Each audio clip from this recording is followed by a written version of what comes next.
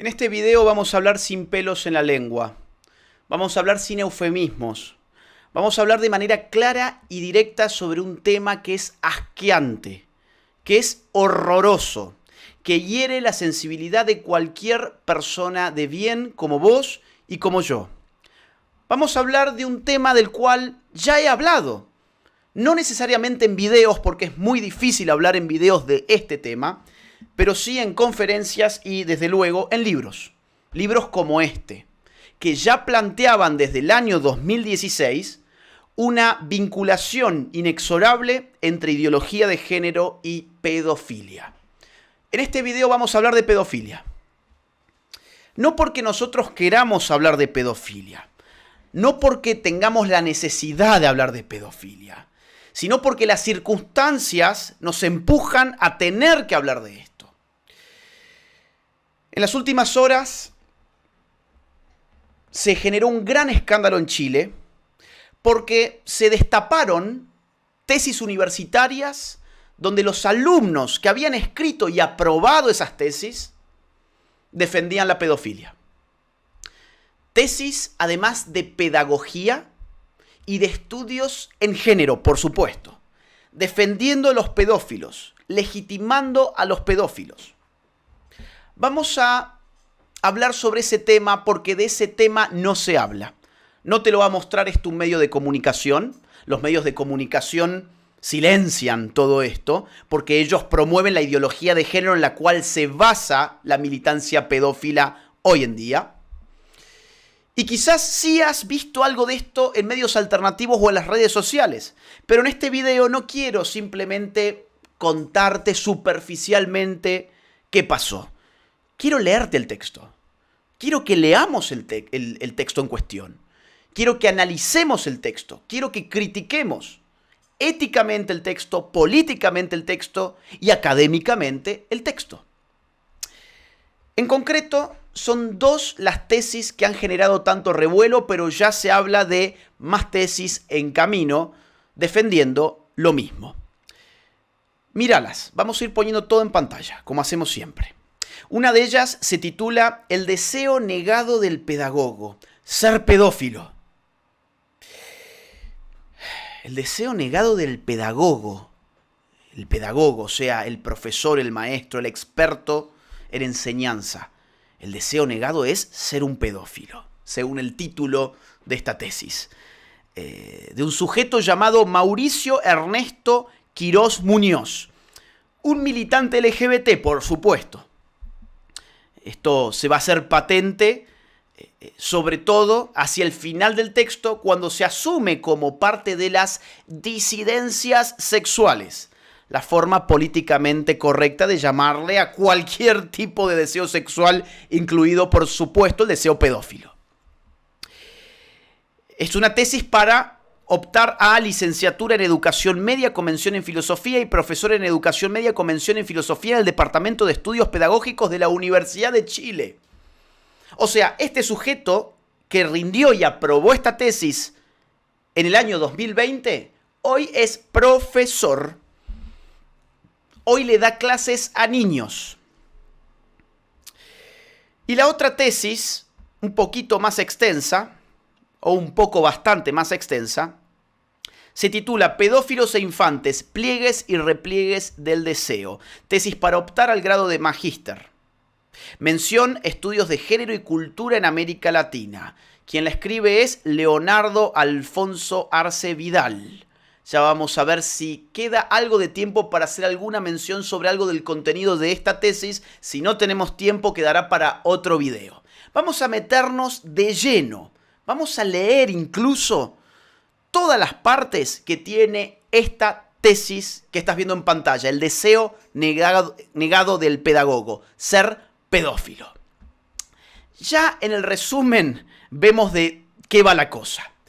dice, entre otras cosas, lo siguiente. La figura del pedófilo desde un enfoque histórico y filosófico nos obliga como pedagogos a replantear nuestra concepción de la sexualidad del niño, adolescente y la propia, removiendo así los dogmas del adultocentrismo. Bueno, como verán, este estudiante utiliza el mal llamado lenguaje inclusivo, mal llamado porque no incluye a nadie, pero lo utiliza de forma muy selectiva. Por ejemplo, nos habla de el niñe, pero nos habla del pedófilo, no del pedófile.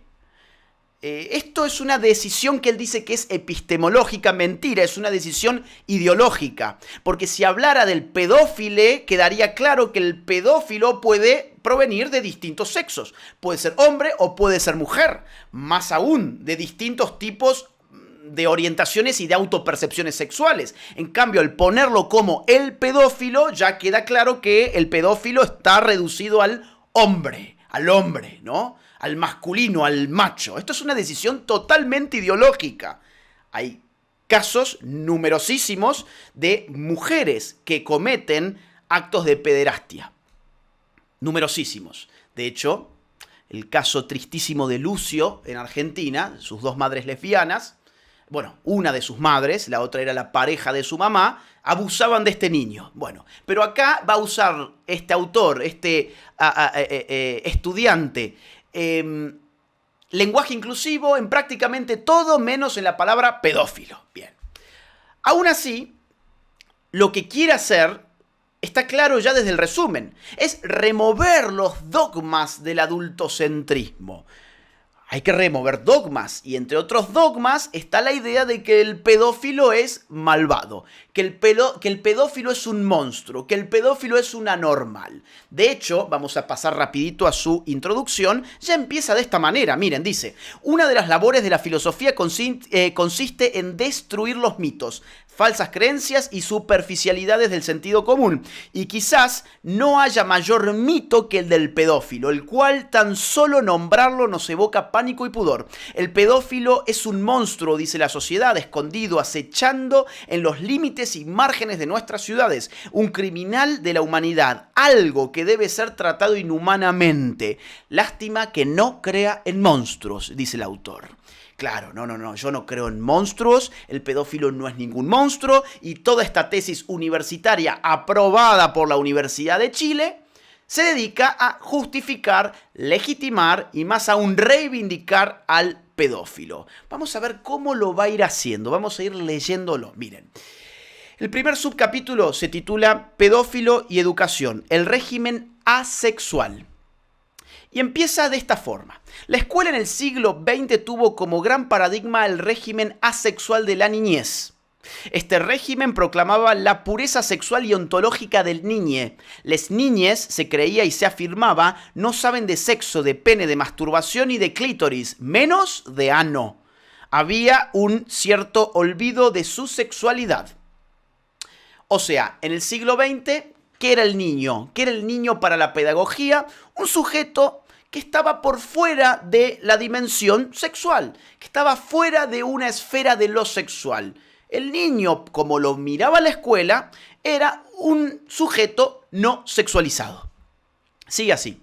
La figura que con mayor radicalidad cuestionó este dogma y se ha querido olvidar en el siglo XX fue el pedófilo. El motivo de su cuestionamiento se debe a que el pedófilo, en tanto siente atracción sexual erótica hacia el niñe, supone que les niñes son susceptibles de ser erotizades y sexualizades. Vamos a ver. ¿Cuál es el objetivo de este trabajo? Estaba ya planteado en la misma introducción. ¿Recuerdan ustedes? Barrer con los dogmas del adultocentrismo. ¿Cuál es la figura que va a barrer con el dogma de que el niño no es un sujeto sexuado? Pues el pedófilo. ¿Por qué el pedófilo va a servir para acabar con ese dogma? Pues porque el pedófilo, al sentir deseo sexual por el niño, lo reinscribe en la esfera de lo sexual, esfera que no contempla la escuela en el siglo XX como propia del niño. Ese es el punto. Y va a explicar entre otras cosas lo que sigue. Varios autores pedófilos y propedofilia se vieron en la misión de mostrar, como Foucault pone entre paréntesis, que además de ser sujetos sexuales, las niñas también podían ser sujetos de consentimiento sexual con adultos, que es posible que un niño desee estar con un adulto y además que es legítimo este deseo. Nuevamente, el pedófilo cuestionaría otro dogma del adultocentrismo del siglo XX, a saber, la capacidad deliberativa del niño. Les niñes para el pedófilo no son seres sin voz, unos infants. Les niñes tienen voz. Claro, infante etimológicamente significa que no tiene voz, que no habla. Ahora, el pedófilo es el héroe para esta tesis, el héroe que viene a desbancar, por un lado, el mito de que el niño no es un sujeto sexual y, por otro lado, el mito de que el niño no tiene capacidad deliberativa, que el niño no puede decidir sobre determinados asuntos que están reservados al mundo adulto. De ahí la palabra, o el término, o mejor dicho, el neologismo adultocentrismo. El adultocentrismo sería un régimen en el cual los adultos determinan que hay determinados ámbitos de acción que están reservados al adulto y que están fuera del alcance de la capacidad deliberativa del niño. El pedófilo desbanca el adultocentrismo porque quiere oír la voz del niño, porque quiere que el niño tome la decisión de tener relaciones sexuales con él. Esto es lo que nos plantea esta tesis. Esto es lo que nos plantea esta tesis aprobada por la Universidad de Chile y que ha habilitado a la persona que ha escrito semejante horror a dar clases a niños. Sigue así, miren. Nuestra sociedad puede aún escandalizarse por hablar de sexualidad en la infancia, incluso haber grandes grupos que se opongan a creer que el niño tiene sexualidad, pero no cabe duda de que tal creencia ya no es absoluta. Hoy, desde distintos grupos, se asume que el niño tiene sexualidad. El pedófilo, en tanto cuestionador del régimen asexual, es una figura interesante para el pedagogo, ya que nos obliga a replantear cómo hemos visto la sexualidad de nuestros alumnos. El pedófilo va a ser una figura clave para el pedagogo, porque el pedagogo lleva en sí el deseo pedófilo negado. Esta es la idea central de esta tesis. ¿Cómo la va a desarrollar? A través de dos relecturas, de dos textos claves de la historia de la filosofía. Uno es el Banquete de Platón y el otro es el Emilio de Rousseau. Vamos a empezar con lo primero, con el Banquete de Platón, cuya figura central es Sócrates.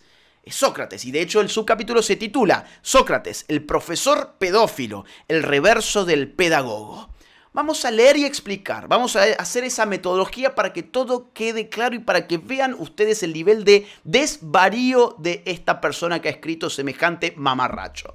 Dice así: sorprende la gran diferencia con la que miramos la pedofilia hoy en día en comparación a la de siglos anteriores. Es bien sabido cómo las prácticas pederastas eran algo bien visto y promovido por los antiguos griegos. Para ellos, las prácticas pederastas eran la mejor forma de asegurar la buena educación. Bueno, nada de esto queda probado en la tesis. No hay ninguna referencia concreta de lo que este sujeto está afirmando aquí. Pero su intención al afirmarlo es decir, bueno, miren, los antiguos griegos creían que la pedofilia y la pederastia era una gran manera para vehiculizar la educación.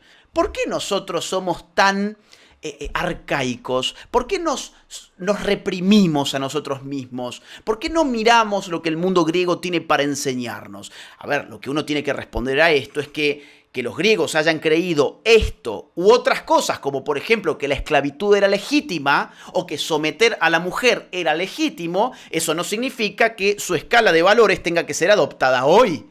Pero este texto que se quiere subversivo, que se quiere crítico, en verdad es un mamarracho lleno de lugares comunes. Como los griegos creían esto, supuestamente, aunque no lo demuestra el autor, bueno, nosotros tendríamos que replantearnos este asunto. Y por supuesto nos va a meter en Sócrates. Nos va a meter en Sócrates y nos va a hablar sobre su relación amorosa con sus discípulos, tal como se plantea en el banquete. Ahora, acá hay una falta académicamente significativa, y es que no hay ningún análisis lingüístico sobre el asunto del amor. Se habla del amor siempre como amor sexual carnal. siempre como amor sexual. Y sin embargo, los griegos antiguos tenían muchas palabras distintas para el amor. El fenómeno del amor era un fenómeno muy complejo. Por ejemplo, no es lo mismo el eros que la filia como palabra. El eros ciertamente tiene una dimensión del deseo, de la pasión, una dimensión carnal incluso, aunque tampoco es reductible a lo sexual. Y al contrario, filia tiene una acepción de amistad, de afecto, de admiración mutua. También se utiliza para referirse a cosas. Por ejemplo, filosofía es el amor por el conocimiento, el amor por la sabiduría. Filo viene de filia. O por ejemplo, storge era otra palabra que denotaba el amor natural, el amor filial, el amor fraternal, el amor dentro del grupo familiar, por ejemplo. O, por ejemplo, el ágape. El ágape es una palabra que remite a un amor incondicional, incluso sacrificial, muy caro a los primeros cristianos. El ágape, cuando hablamos de ágape, de algo que se come en comunidad, hablamos de una reunión donde se establece un amor comunitario, un amor que prioriza el bienestar del otro por sobre el de uno mismo. Entonces, aquí hay una ausencia completa de una reflexión sobre qué es el amor para el griego. Y se toma, así a tontas y a primeras, que aquí hay una relación sexual, que cada vez que se habla de amor se está hablando de sexo. Se está hablando de sexo. Entonces, lo que va a hacer el autor de esta tesis es decirnos que los discípulos jóvenes de Sócrates deseaban sexualmente, sentían amor por Sócrates, pero él lo traduce en un deseo sexual, y que Sócrates, sin embargo, va a trocar, va a intercambiar ese placer por el cuerpo por un placer por el conocimiento. Sócrates se convierte en el pedagogo al rechazar sexualmente al alumno por trocar el amor de tipo sexual que se le demanda, lo va a negar y va a ofrecer en cambio un placer de tipo sapiencial. La figura del maestro es aquella figura que siente placer en sus enseñanzas a sus jóvenes alumnos. Pero claro, el autor de esta tesis, de este desastre de tesis, entiende que allí hay un deseo pedófilo, que Sócrates tiene un deseo pedófilo que está representado universalmente por la pedagogía en general y que intercambia la oferta sexual por un placer meramente sapiencial. Entonces, para realizar esta operación o esta interpretación absurda, mejor dicho, lo que va a necesitar a continuación el autor de la tesis es diluir el significado de lo sexual. Va a tener que decirnos que sexualidad es simplemente placer. ¿Qué tipo de placer? Cualquier placer. ¿Por qué? Porque de esa forma él puede sexualizar el placer que siente Sócrates al enseñarle a sus alumnos. O bien, el placer que siente cualquier tipo de profesor, cualquier maestro, ayer y hoy y mañana, respecto de sus enseñanzas a sus jóvenes alumnos, se puede interpretar sexualmente ese placer en la medida en que cualquier tipo de placer va a remitir a un placer de tipo sexual. Vamos a leerlo para que ustedes sepan a qué me estoy refiriendo. Dice así: solemos entender la sexualidad como algo meramente penetrativo, coital y genital. Por ejemplo, perder la virginidad aún es un indicio de comenzar una vida activa sexualmente. La verdad es otra. La sexualidad se puede expresar de infinitas formas en los seres humanos y lo corporal restringido en lo genital es un indicador más de una sexualidad heterorreproductiva. La sexualidad es, en última instancia, una cuestión de placer. O sea, ¿qué es la sexualidad? Placer. Ahora, semejante concepto no dice nada. No dice nada porque, vamos a ver, supónganse, a mí me da placer comer una pizza, me da placer comer una buena hamburguesa, me da placer comer un buen asado. Significa que estoy teniendo sexo cuando como una pizza, una hamburguesa, un asado? ¿Significa que ese tipo de placer es un placer sexual? Bueno, no, evidentemente no, es otro tipo de placer, hay distintos tipos de placeres. O por ejemplo, supongamos, yo siento placer al ver un partido de fútbol por la televisión. ¿Significa que eso es equivalente al sexo, a la sexualidad? ¿Significa que eso es un acto sexual? No, evidentemente no, es que el placer no solamente es de tipo sexual. Vamos a suponer, yo siento placer estudiando un buen libro, leyendo un buen libro. ¿Significa que yo tengo una relación sexual con el texto? Evidentemente no. Significa que hay distintos tipos de placeres y que la sexualidad está apuntando a un tipo específico de placer, no a cualquier placer como pretende este texto para engañar al lector precisamente. Ahora, supongamos que yo siento placer al regalarle a mi sobrinito un regalo. ¿Significa que yo tengo un deseo pedófilo? Cualquiera diría absolutamente no. De la misma forma que es absurdo decir que tiene un deseo pedófilo el maestro que siente placer al enseñarle a sus alumnos. Es impresionante, pero de verdad, esto es una tesis académica, pretendidamente académica, que ha sido además aprobada. Claro, además de hacer esta relectura absurda de Sócrates, va a aterrizar el autor en otro texto, mucho más adelante de la historia, ya en una época moderna. Va a pegar un salto hacia el Emilio de Rousseau, que lo traje acá porque voy a leerles algo de esto, para que ustedes vean además la falta académica que tiene. Así como en Sócrates hay una ausencia total de qué significa el amor para los griegos, acá va a haber una interpretación del texto intelectualmente deshonesta. Ya vamos a ver por qué. Primero que nada, ¿qué es el Emilio? El Emilio es el texto pedagógico de Rousseau. Rousseau, en semejante volumen, es un texto largo, va a imaginar que recibe a un niño desde recién nacido y que lo tiene que educar en las distintas fases de la vida. Cada libro de esta obra está dividido en libros. Cada libro de esta obra es una fase de las edades de la vida. Y claro, la educación de Rousseau es una educación rigurosa donde se busca el dominio de sí del ser humano. ¿Para qué educa Rousseau a Emilio? Para que Emilio sea libre, no solamente libre respecto de los demás, sino libre respecto de sus propias pasiones. Y acá es donde entra el tema de la sexualidad. Este autor, el autor de esta tesis, no digo Rousseau, el autor de esta tesis, va a tomar una cita del Emilio de Rousseau y la va a interpretar de una forma totalmente antojadiza. La cita que va a tomar es la siguiente, dice así: «Velad pues con cuidado sobre el joven. Él podrá protegerse de todo lo demás, pero a vosotros corresponde protegerlo de él. No lo dejéis solo ni de día ni de noche. Acostaos por lo menos en su cuarto». Esa es la cita que toma. O sea que el pedagogo del niño, según va a interpretar el autor de esta tesis, que el pedagogo se acueste en el cuarto de su estudiante para poder vigilarlo constantemente, para protegerlo de sí mismo. Entonces, la interpretación que hace esta tesis es la siguiente. Vamos a leerla. Dice: «Qué sospechoso mandato, qué ubicuo mando al que nos exhorta Rousseau. La vigilancia debe llegar hasta la habitación misma de su estudiante.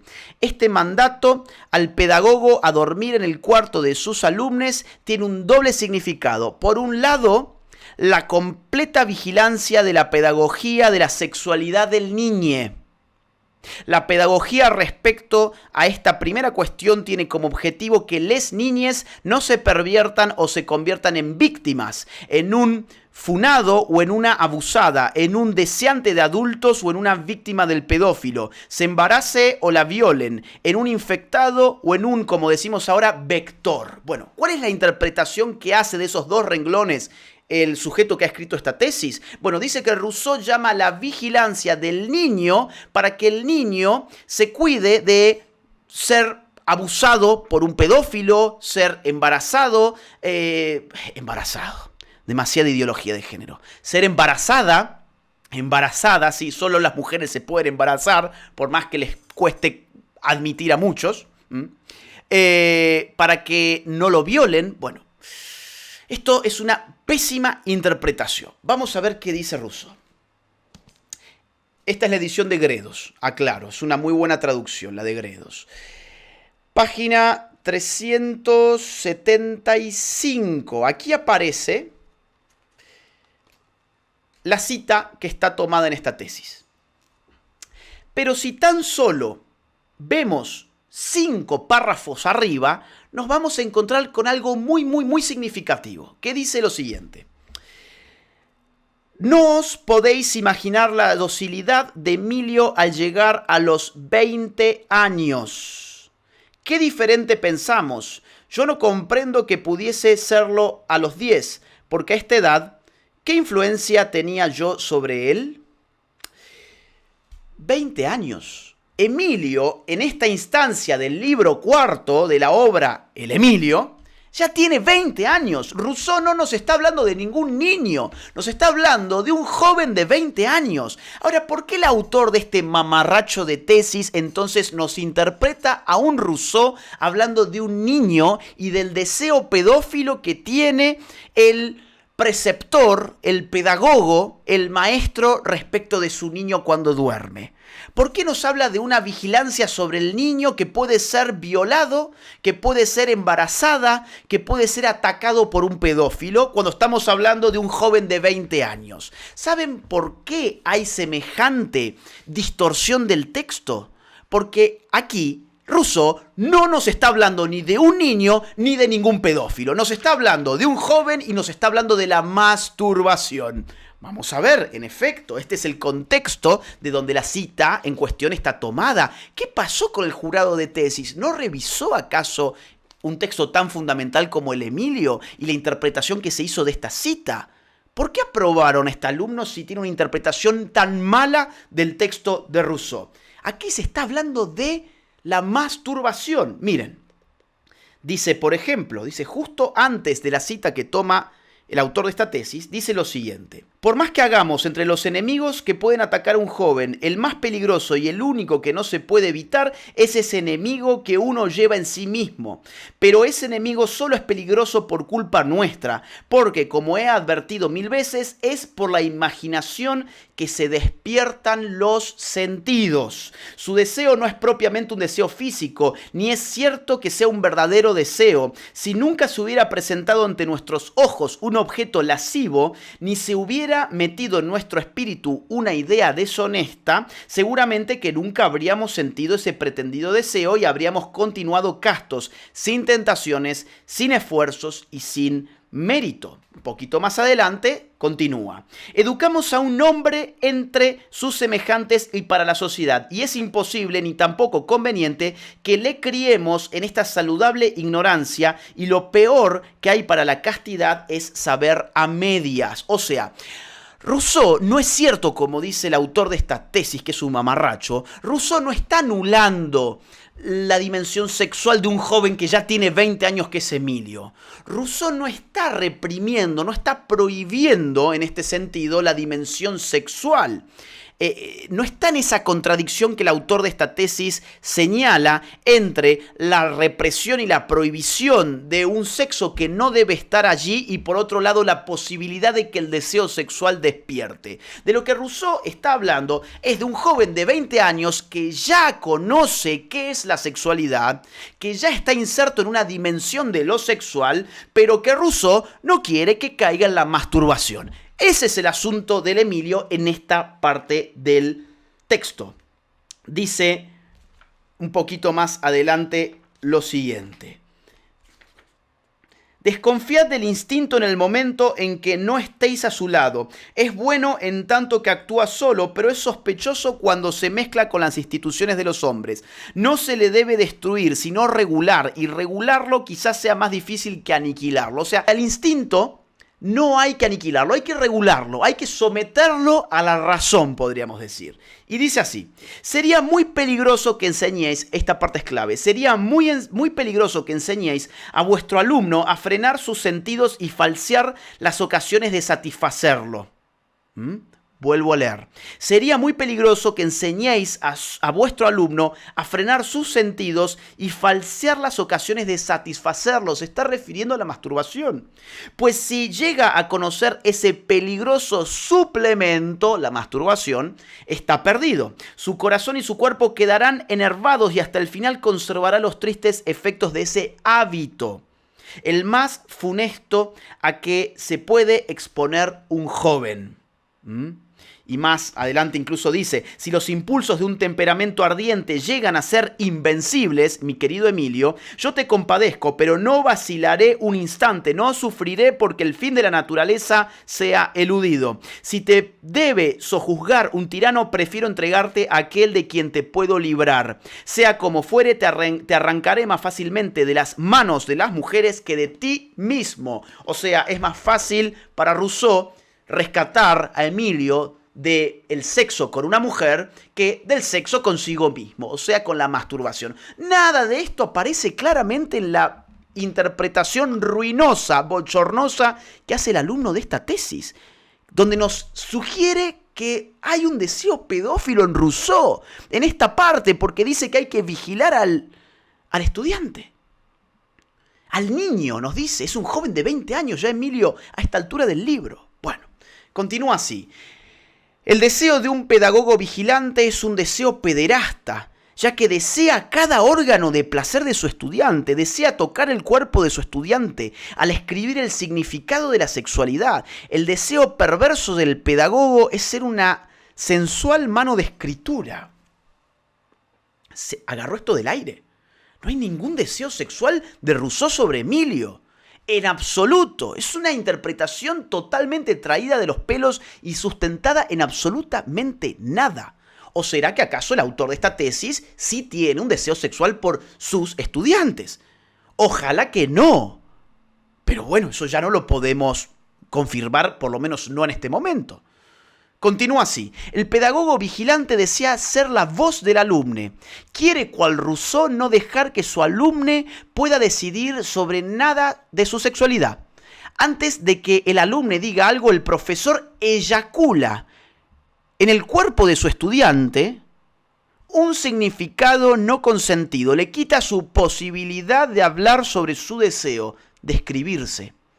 La astucia del pedagogo es absoluta, se vuelve pederasta para secuestrar aquello que más desea el pedófilo, la sexualidad del menor. O sea, como un pedagogo como Rousseau está tratando de someter las pasiones que ya están en ebullición a los 20 años de Emilio, como está tratando de someterlas hasta que se le consiga una mujer que lo acompañe por el resto de su vida, que va a ser al final de la obra Sofía, hasta que ese momento llegue, hay que ir encauzando las pasiones de su estudiante. El autor de esta tesis nos dice que ese acto de encauzar pasiones es un acto pedófilo, que hay un deseo pedófilo en el pedagogo cuando escribe sobre la sexualidad de su alumno, o sea, cuando escribe sobre la sexualidad de Emilio. Esto, no resiste análisis. Sale de la nada. No tiene nada que ver con el texto, en absoluto. Es una interpretación de una mente retorcida. Estamos frente a un estudiante, en este caso, que ha aprobado una tesis y que hoy da clases, y este flamante profesor evidentemente tiene una cabeza un poco retorcida. Continúa así. Maestro como alumne podrán odiarse y el primero oprimir al segundo y el segundo condenar al primero. Sin embargo, mientras este juego persista, están destinados a desearse y seducirse, a ser respectivamente un pedófilo y un pervertido. O sea, el destino del profesor es ser un pedófilo. El destino del alumno es ser un pervertido. Es desear al profesor. El destino del profesor es, dado que le causa placer dar clase, está encubriendo un placer de tipo sexual que tendría sobre su alumno. Esto fue aprobado por una universidad tan importante como la Universidad de Chile.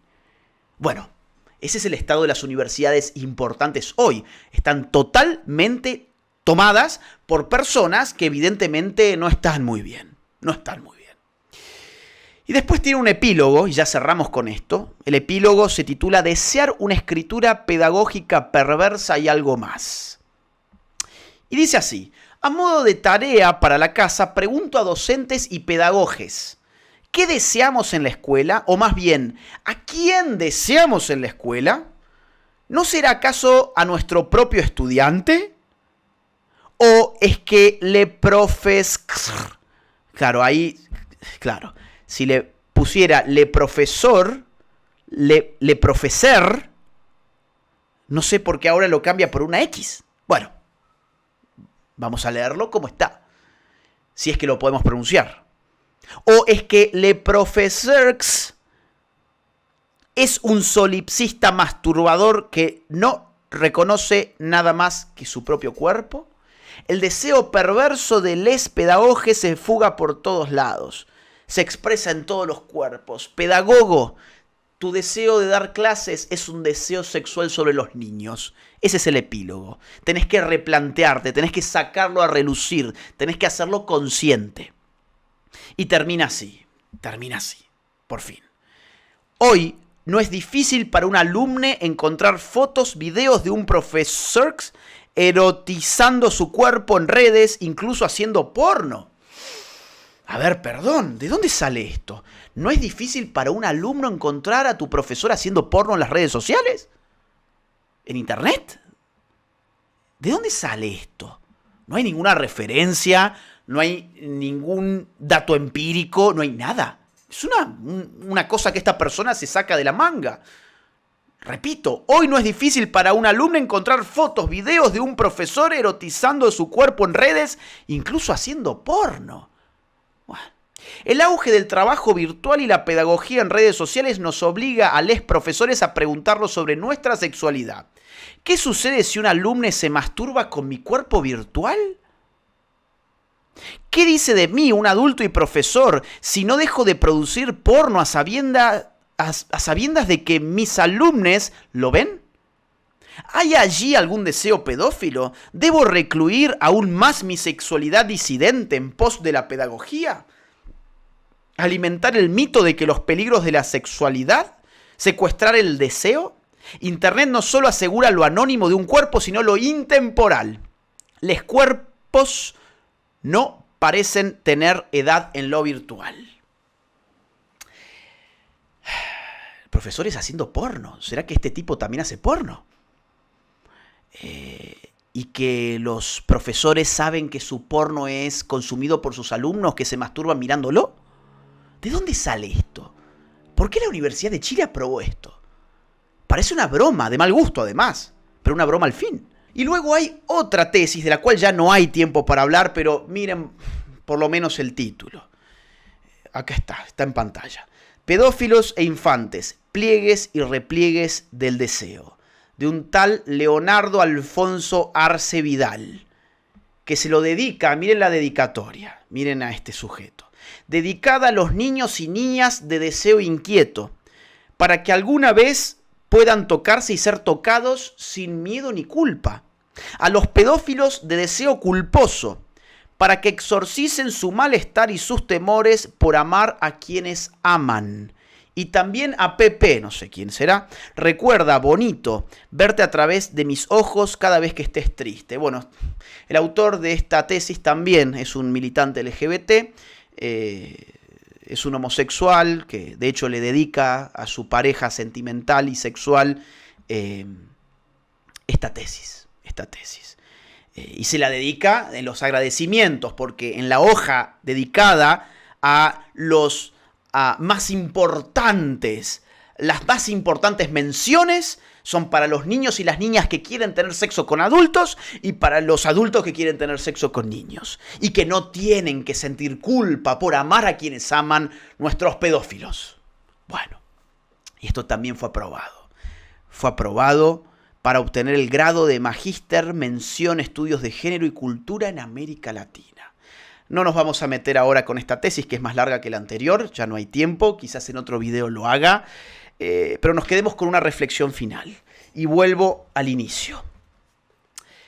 ¿Cuál es la cuestión acá? La cuestión es que la ideología de género, por su propia naturaleza, tiende a reivindicar la pedofilia. Las propias bases de la ideología de género establecen que no hay ninguna determinación válida para el ámbito de lo sexual. Que lo sexual no puede ser determinado ni jurídicamente, ni culturalmente, ni socialmente, ni biológicamente siquiera. Que la sexualidad responde únicamente al deseo de cada uno de los individuos que performan su propia identidad y su propia orientación sexual o de género, como la llaman también. En este sentido, si no hay ningún anclaje objetivo en la sexualidad, si no se permite ninguna determinación de lo sexual, ni biológica ni social, pues entonces lo sexual ha quedado abierto a cualquier tipo de vinculación. Cualquier tipo de vinculación incluye también el vínculo adultos-niños. Por eso, tantos promotores y pensadores de la ideología de género han defendido la pedofilia.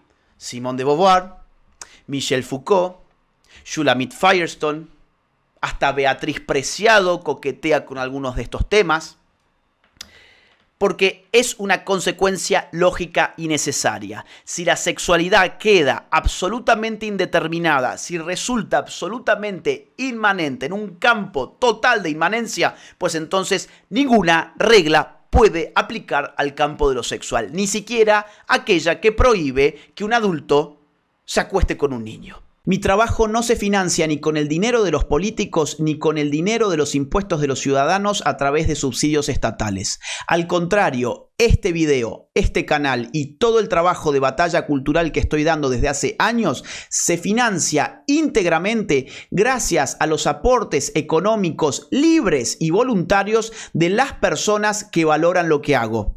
De modo que si querés colaborar económicamente conmigo, te invito a que te suscribas en mi Patreon. El link queda en la caja de descripción de este video. O bien que te unas a mi canal de YouTube en el botón que encontrarás que dice unirse. Si no podés colaborar económicamente, no te preocupes, hay muchas otras formas de colaborar.